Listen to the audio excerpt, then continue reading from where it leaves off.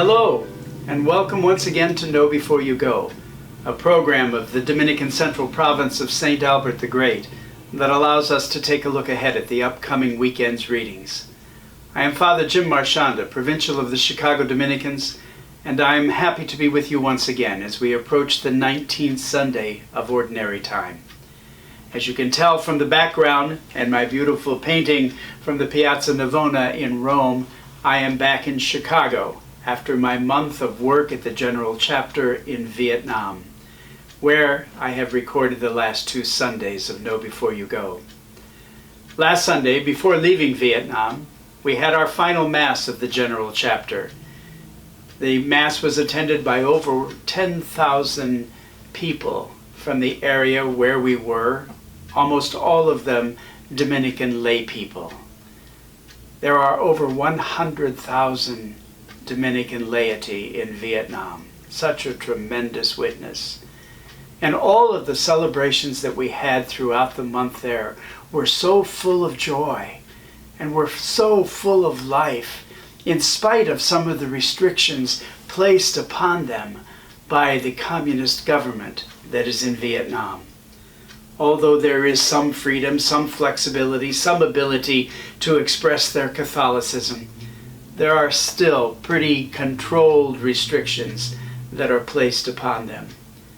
But one of the most amazing things was to experience the joy of the brothers, the priests, the sisters, the laity, the tremendous joy of the Catholic community in spite of the restrictions.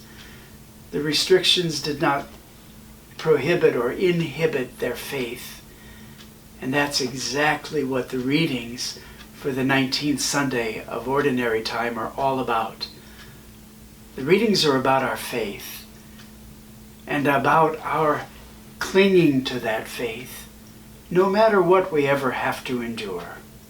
It's a message that I've preached before, but it comes through pretty clearly through all 3 readings for the 19th Sunday of Ordinary Time. The first reading is from the Book of Wisdom, and it talks about the faith of our ancestors. And it talks about that they believed in their redemption, their deliverance from Egyptian captivity, even while they were still in captivity. And their faith, their belief in the promise that was made to them, gave them courage.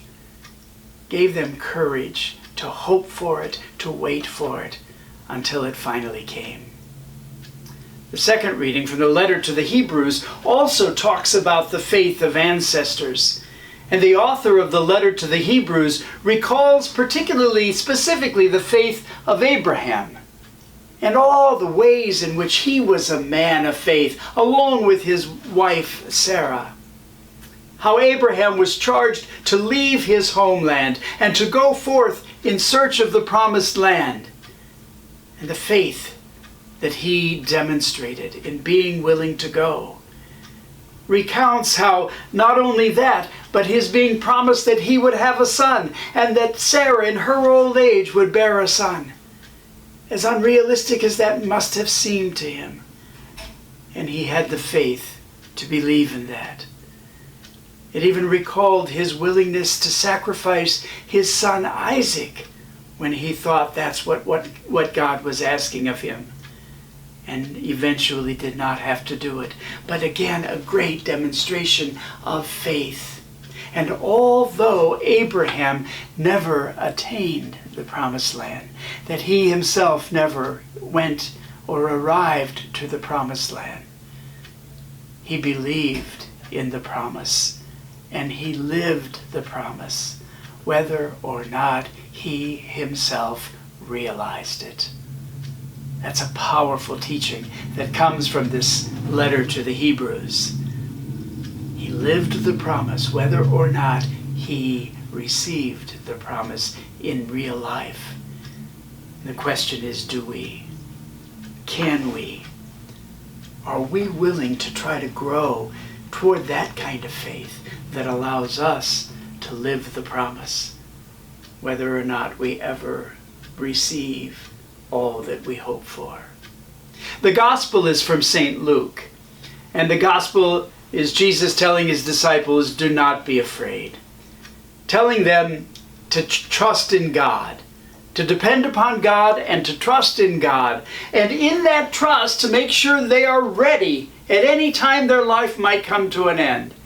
He says, be ready, be alert. He talks about the master that goes off and leaves his servants in charge of the house, that whenever he would come home, whether it's late at night, in the middle of the night, or the next day, he would find them ready and alert and prepared to welcome him. And so Jesus uses that story to tell us that we don't know the hour. We don't know when our hour will be up, when we might be called home to God. And to make sure in our faith that we are always prepared, that we are alert, and that we are ready. Now, this gospel has a shortened version and an extended, longer version. I hope you get the longer version, because at the end of the longer version, you will hear, much will be required of the person entrusted with much, and still more will be demanded of the person entrusted with more. You know that saying. It's one of my favorite lines in Scripture.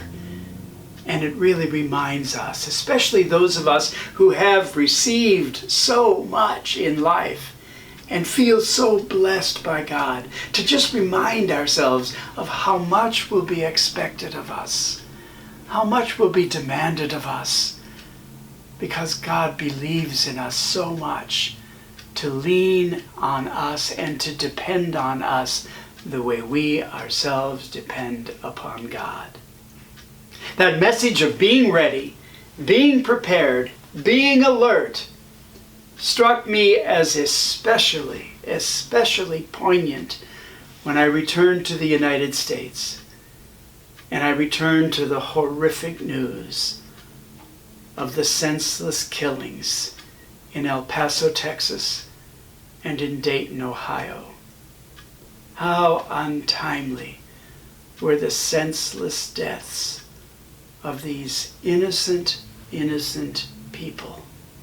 So tragic, so unnecessary, so avoidable, so able to be corrected if we would just correct it.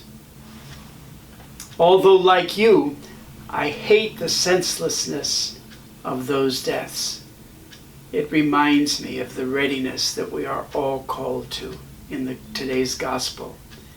And it reminds me of the faith that you and I are challenged to live every day, every moment of our lives. We simply never know when we may no longer be here. It may be a bit sobering as you listen to the readings this weekend about being ready. It may be a bit sobering to hear these messages in light of our national tragedy.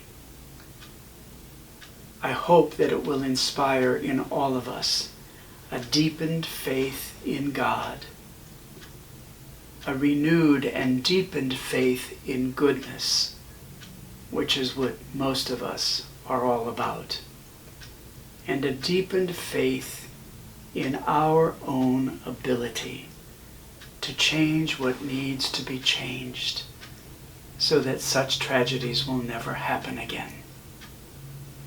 Although sobering, may God bless you with the wisdom to hear the power and the grace and the beauty of this weekend's readings.